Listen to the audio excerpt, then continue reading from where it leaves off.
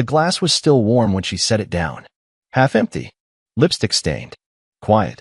I stood in the hallway, holding the little velvet box in my hand, listening to her laugh at something on her phone. It wasn't mine. I wasn't funny anymore. Not to her. She hadn't seen me yet. I wasn't supposed to be home that early. But I forgot my wallet. Funny how something so small can blow up your entire life. I stepped through the door and into a moment I never expected to live through. There she was, curled on the couch, toes tucked under her, face glowing with the light of a message that made her giggle like she was 16 again. I hadn't seen that laugh in months. I missed it. But it wasn't mine. She looked up slowly.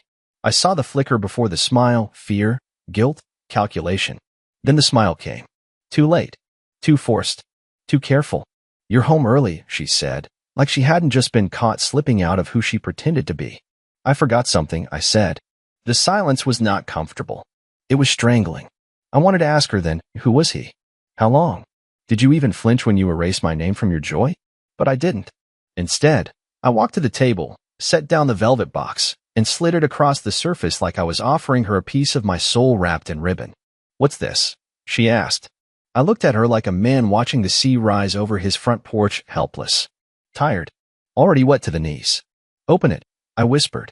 She did. Inside was the ring I bought 2 weeks ago. I had planned a whole moment. A trip. A letter. A sunrise. All pointless now. She didn't touch it. She stared at it the way someone stares at a bruise they didn't notice until it started to ache. I can't, she said. 3 words. Simple. Final. She said it gently, as if softness could undo the blade. I smiled. Not because I was okay, but because breaking down in front of her would have been the last thing I ever gave to a woman who stopped seeing me as hers. And then I walked. Not to the car. Not to the street. I walked away from the life I had begged to belong to. Forever.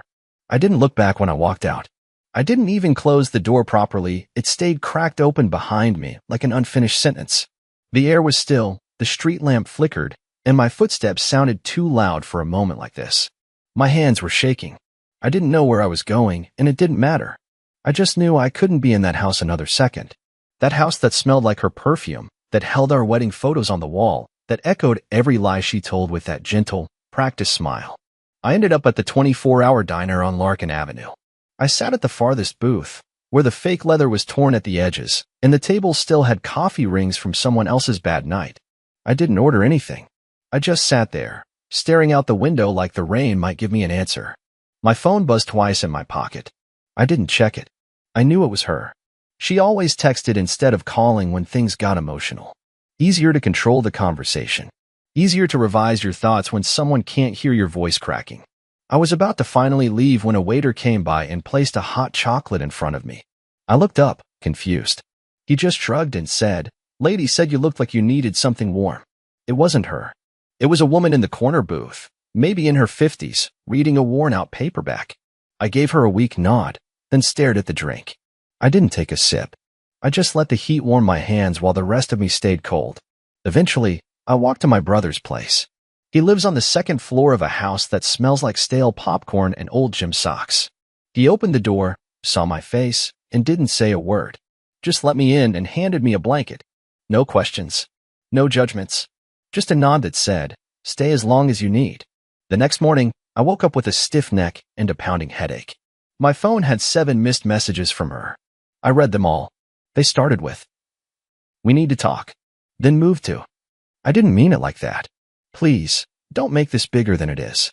And finally, "Can you at least be mature about this?" That last one got me. Mature? I gave her everything I had for 6 years. I let her become my entire world while I became a footnote in hers. I swallowed every quiet insult, every late-night excuse, every skipped dinner, and every hollow kiss, and she wanted to talk about maturity? I didn't respond. Not that day. Not the next. But by day 3, something changed. Not in her texts, but in me. I stopped feeling like I was bleeding. It started to feel more like a burn, raw but healing. And that's when I made the biggest mistake since the moment I said, "I do." I went back to the house. Not to beg. Not to fix things.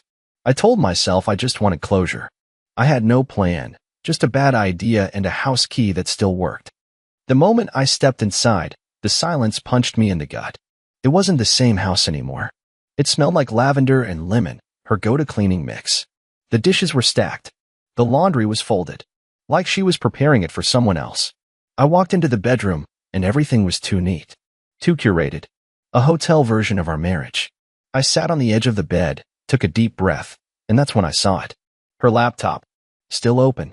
Still unlocked. I know I shouldn't have. I wish I hadn't. But I clicked. There, in a folder innocently titled Work Notes, were screenshots. Dozens of them. Some were texts. Some were private social media messages. Conversations between her and someone named T. Flirty. Secretive. Familiar. One message stood out. It read, "He suspects nothing. I told him it was just a team thing. I'll be with you all weekend. Can't wait to finally fall asleep next to you again." Again. That word hit harder than the "no" she whispered 3 nights earlier. This wasn't new. This wasn't a mistake. This was a second life. One she curated behind my back while I played the loyal fool in her first one. I didn't smash the laptop. I didn't scream. I didn't cry. I just closed it, left my key on the counter, and walked out again. Only this time, I didn't stop walking. I didn't walk home. I didn't walk anywhere, really. I just moved forward, street by street, block by block, until my legs started to ache and my mind went numb. By the time I sat down again, I was on a cold bench outside a laundromat 3 neighborhoods away, still clenching my fist like I was trying to hold on to something that had already slipped through. It wasn't just the betrayal anymore. It was the weight of all the years I'd spent building something she never planned to keep. I replayed that message in my head, "Can't wait to fall asleep next to you again." Again. I said that word to myself over and over until it felt meaningless. But it wasn't meaningless. It was confirmation. This wasn't just someone she met recently. It was someone who already knew the feel of her breath in bed. Someone who had been where I had once belonged. Someone who had been living in the corners of my marriage long before I noticed the shadows. That night, I didn't go back to my brother's place. I couldn't. I couldn't sit on that lumpy couch pretending to be okay while my insides were unraveling. Instead, I paid for a cheap motel just off the interstate. The kind of place where no one asks questions and the silence is loud enough to crush your chest. I sat on the edge of the bed, staring at my reflection in the black screen of the TV, and whispered, "What's wrong with me?" like it was a prayer. I must have fallen asleep because I woke up to the sound of my phone vibrating against the nightstand. Another message. This one different. "We need to talk. Please. Not about us. It's important. Urgent." It was from her. At first, I thought she was playing some emotional trick, luring me back in with fake concern. But something about the wording stuck in my brain. Not about us. Urgent. I ignored it. Tossed the phone across the bed. Then, 10 minutes later, another message came in. "Please, Daryl. You need to see this. I didn't know how to tell you. You'll hate me more if you find out from someone else." Now that was new. She wasn't denying anything anymore. She was afraid. Of what? That I'd post the messages online? That I'd go to her boss? That I'd destroy her new relationship the way she destroyed our marriage? I didn't know what she meant, but I knew that tone. I'd heard it once before. Years ago, when she hit a parked car and tried to hide it for 2 days before the guilt made her unravel. That same panic clung to those messages now. So, like the idiot I am, I answered. I told her to meet me at a neutral place, Larson's Market parking lot. Open space. Public. No theatrics. She agreed instantly. Said she'd be there in 20 minutes. I got there early. Sat in my car, window cracked just enough to let the wind remind me I was alive. I rehearsed every version of what I might say. Anger. Indifference. Sarcasm. But when her car pulled up, none of those versions came out. I just stood there, arms folded, waiting like someone about to hear the results of a test they already knew the answer to. She stepped out, makeup minimal, hair tied back, looking smaller than usual. Not physically, emotionally. Like the weight of what she'd done was finally pressing down. She didn't walk toward me with her usual confidence. She hesitated. That was rare for her. "I'm not here to beg," she said. "You need to know something. It's about him." Him. The infamous T. The shadow behind her smile. I stayed silent. She glanced around the lot, as if someone might be watching. "He lied to me too," she said quietly. "Tanner. His name is Tanner. He's not who I thought he was." I blinked. "You're saying the guy you cheated on me with also lied to you? Are you seriously asking me to feel sorry for you?" She shook her head quickly. "No. I just... Daryl, I think he used me. All of this, it wasn't just about sex. He knew things. About you." I felt something shift in my gut. "What kind of things?" She hesitated again. Then, as if bracing herself, she handed me a folded envelope from her purse. I found this in his apartment. It had your name on it. Your full name, including your high school nickname. The one I've never told anyone. That nickname haunted me. It was dumb, something the football guys made up, Dusty D. I hadn't heard it since graduation. I took the envelope, hands already cold. Inside was a single printed page. It was a background report. On me. Every job I'd ever applied to. My credit score. My college essays. My medical history.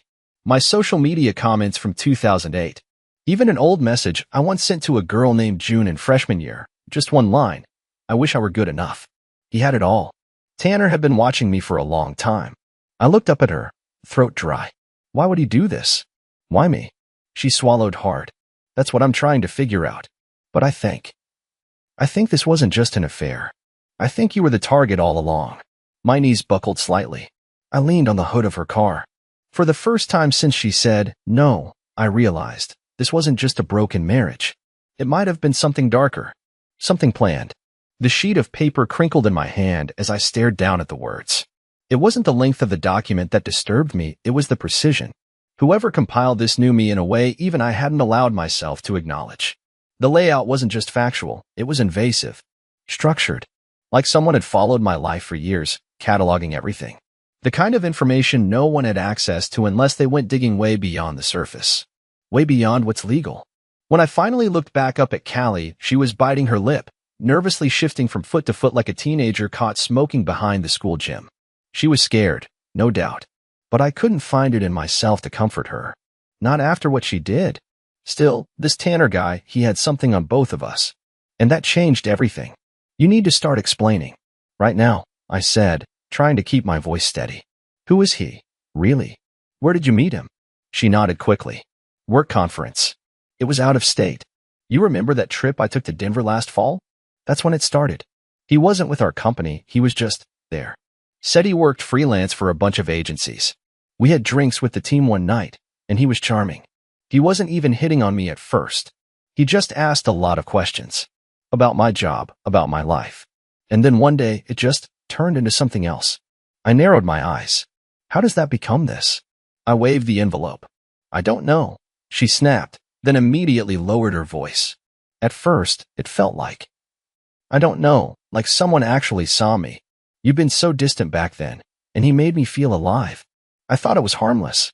Then I started noticing things, how he asked weirdly specific questions about you. About your college days, your family, where you kept our financial records. At first, I thought he was just curious. But now I think he was profiling you. I laughed bitterly.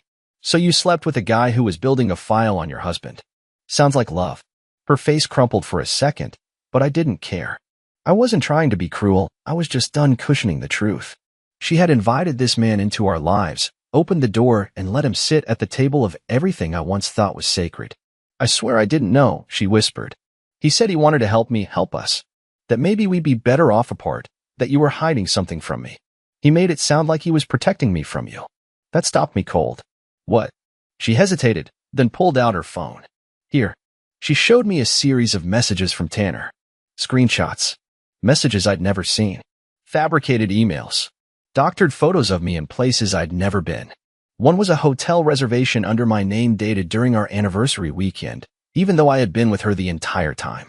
Another was an altered email thread that made it look like I'd been reaching out to old exes behind her back. He told me you were cheating first, she said, voice breaking. That you were manipulating me. That you were going to leave me once your side piece got pregnant. I took a step back, stunned. And you believe that? I didn't want to, she said. But you were so checked out. You barely touched me. You seemed distracted all the time. I thought maybe it was true. I felt like the world tilted slightly beneath me.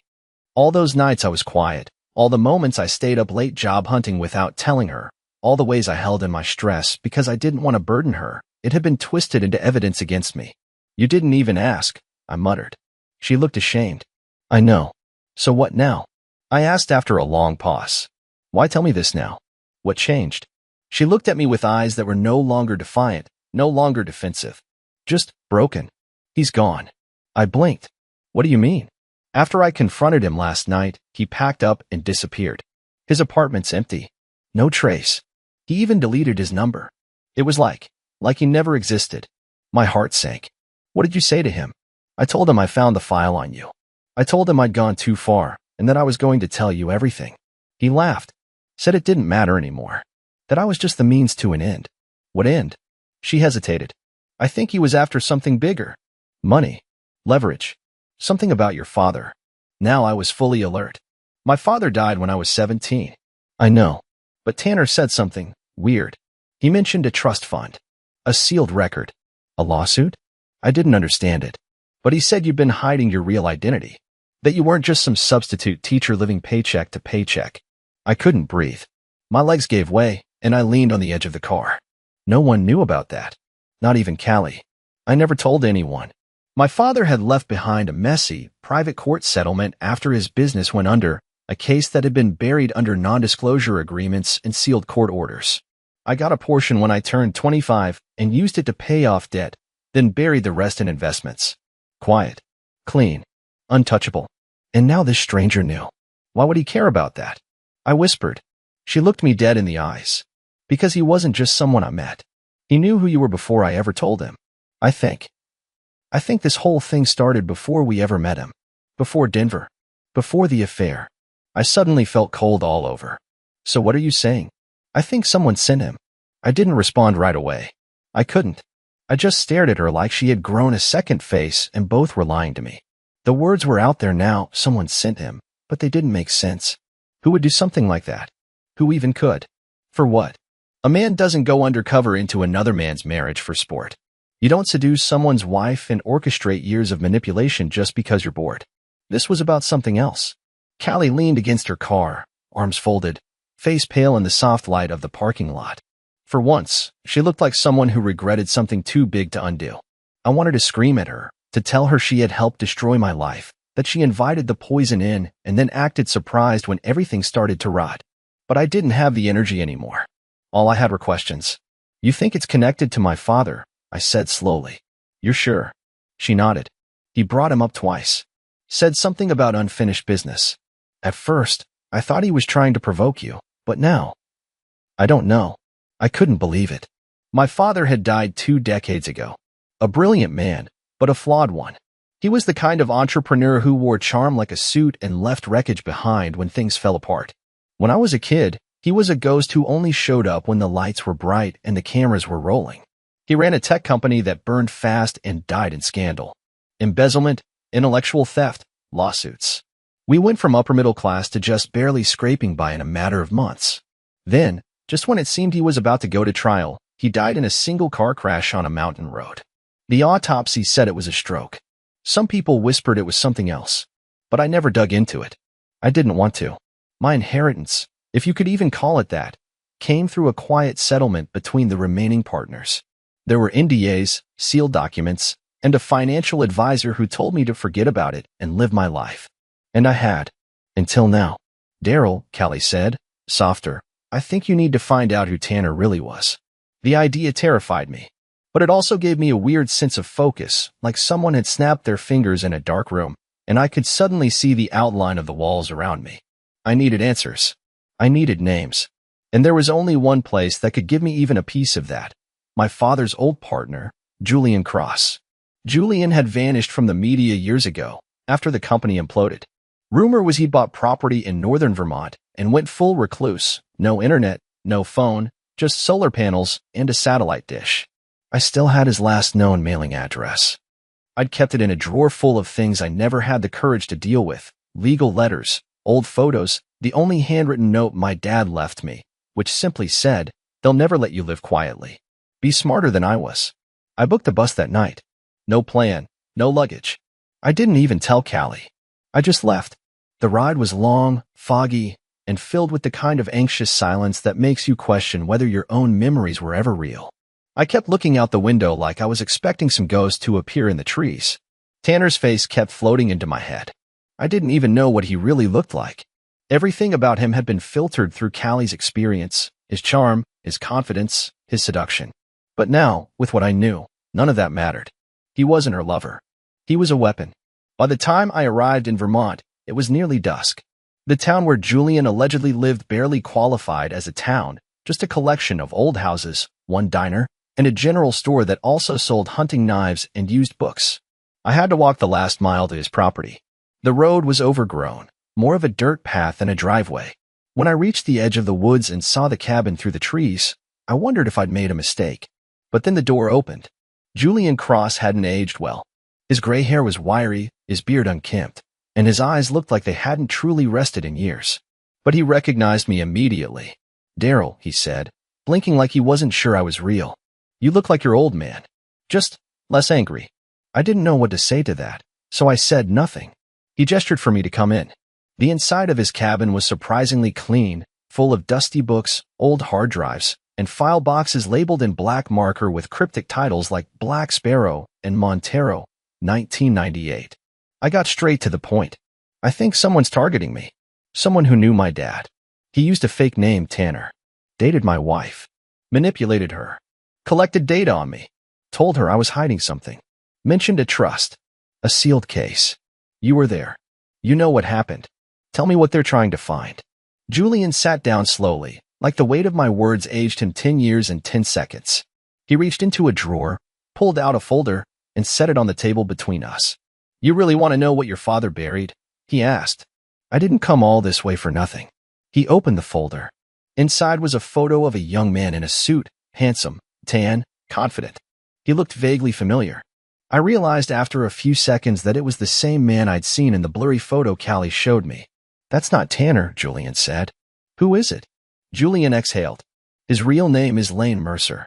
And your father ruined his family." I stared at the photo like it was an optical illusion. The man looking back at me had a politician's smile, a jaw that could cut glass, and eyes that held the kind of darkness you only notice after you've already trusted him. So this was him, Lane Mercer. The man who dismantled my marriage with a whisper and a grin. The man who made my wife believe I was the liar, the cheater. The man who studied me, dissected my life, then used it like a scalpel to bleed me out without ever touching me. "Your father didn't just ruin Lane's family," Julian said, his voice lower now. "He destroyed them. Publicly. Purposefully." I couldn't look away from the photo. I've never heard of this guy. How does he even tie into our family? Why me? Julian reached for a file box behind him, opened it, and pulled out a manila envelope with handwriting I recognized instantly, my dad's. That same sharp, angled scrawl he used when signing checks or writing warnings in the margins of legal documents. Julian slid it across the table and gestured for me to open it. Inside were dozens of printed emails and legal memos. Clippings from business news columns. Court filings. Lawsuit transcripts. At the center of all of it was a name I didn't expect to see, Arthur Mercer, Lane's father. "He and your dad were partners once," Julian explained. "Not in the official way. It was a handshake deal, one of those off-the-books kind of arrangements. Arthur had the technical genius. Your dad had the charm, the media instinct, the financial backing. Together, they developed a piece of encryption software way ahead of its time. A prototype. It would have changed the cybersecurity world. But just before they could patent it together, your dad filed solo and claimed Arthur never had a legal stake. Buried him in red tape. Won the case. Got full rights. Arthur lost everything. Went bankrupt. Eventually had a breakdown. I felt a chill creep down my spine. So Lane grew up watching his dad fall apart." Julian nodded grimly. "Worse. Arthur Mercer ended up in a state-run facility. Couldn't take care of himself. Lane was 16. No money, no inheritance, no family name left to stand on. And your father? He cashed out 2 years later and bought a condo in Monaco." I sat back, stunned. I knew my dad wasn't a saint, but this was cruelty dressed up as business. He never told me about this. Never mentioned the Mercers. Not once. Julian leaned forward. "Lane disappeared from the public radar after college. Changed his name. Went dark. I always wondered if he'd come back for blood. Why didn't you say something sooner?" I asked. "Because I thought it was over. Your dad was gone. Arthur was a ghost. And you were just a kid back then. You didn't even know what was happening." "But Lane didn't forget," I said quietly. "No," Julian said. He waited. And now it made sense. All of it. Why Tanner, Lane, had sought out Callie. Why he had woven himself into her life, manipulated her, distorted her perception of me. Why he had built a dossier on me, down to the teenage message I sent to some girl in a computer lab. He hadn't just wanted revenge. He wanted humiliation, implosion, to make me suffer in the same way his father did. Powerless, discarded, left to rot in the ruins of a life someone else had the power to break. Do you know where he is? I asked. Julian shook his head. He's careful, but he left traces. I tracked one of the shell companies he used to rent an apartment in D.C. That lease ended the same week your wife confronted him. He's already gone, but I can try to find him. I didn't hesitate. Do it. Julian nodded and pulled out a flash drive. Take this. It has everything I've collected. Maybe it'll help you understand the full scope. As I slipped the drive into my pocket, a strange calm settled over me. The shock had dulled. The sadness had calcified. I no longer felt like the helpless man sitting in the corner of his own life. I felt something else rising, clarity.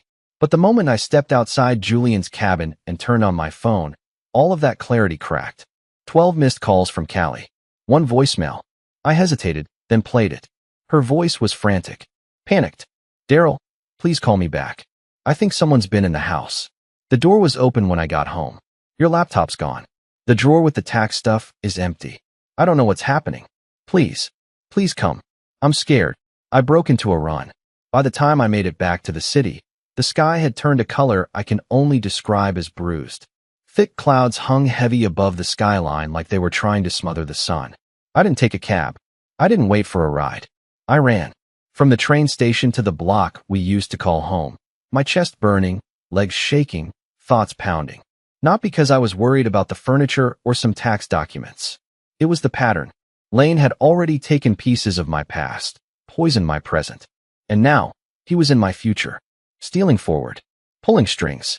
When I turned onto our street, I saw Callie pacing outside. Her hair was tied back like she hadn't slept, and her fingers trembled as she pointed at the front door. It was cracked open.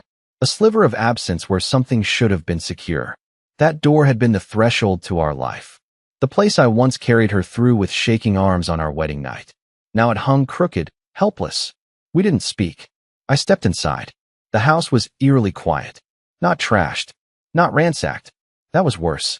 It meant whoever had been here knew exactly what they were looking for. And they found it. My desk drawer, the one I used for important things, was empty. Bank statements. Password notebooks. Retirement accounts. Even the flash drive I had backed up from Julian's cabin, gone. I opened the closet. The fire-safe box with our passports and marriage license had been ripped open and left like an empty shell. And then I saw something that made my throat close. A photo on the hallway wall, one of the last few from before everything went bad, was missing. But not randomly. It wasn't some thief who didn't want their face caught in the frame. No, this was intentional. The space where the photo had hung was wiped clean, while the surrounding wall had that faint rectangular shadow of time. It was a message. A signature. I was here. I took what matters. I turned to Callie. Did you touch anything? She shook her head. Just the door handle. I called you right away. I need to see the cameras. We don't have cameras, she said quietly. Yes, we do. The neighbor across the street, Victor. He's got the doorbell cam that catches half the front yard. I'm going over. I didn't wait for her to follow. I bolted across the street, banged on the door like a man on fire. Victor answered with a coffee mug in one hand and surprise in his eyes. Daryl? You okay? Need to see your camera feed. Now. He didn't ask questions. He just stepped aside. Within minutes, we were watching grainy footage of our driveway. Most of it was uneventful, delivery trucks, someone walking their dog. But then at 3:17 a.m., a dark SUV pulled up. Not too flashy, not beat up either. A man got out wearing a ball cap and gloves. He moved with purpose. Knew exactly where the door lock sensor was. Didn't force it, just tapped a device, and the door clicked open. He was inside for 13 minutes. No panic. No rush. When he came out, he wasn't carrying bags or boxes. Just a briefcase. I leaned in. Can you zoom? Victor tried. The face never fully showed. But just before the man slid into the car, he paused. He looked up at the camera, not directly, but close. It was him. I didn't need a clear face. I recognized that subtle arrogance, that posture, the way he moved like he owned the moment. Lane Mercer had come into my home while I was halfway across the state, and he took what he needed to end the game. Victor copied the footage to a thumb drive for me. I took it, thanked him, and left. Callie was still in the living room, staring at the hole where the photo used to be. Why that one? She asked as I walked back in. Why take that one? I didn't answer. Because I already knew. It was the photo of us in Vermont. The trip I surprised her with the year after we got married. The one weekend we were truly happy. That photo was never online, never backed up.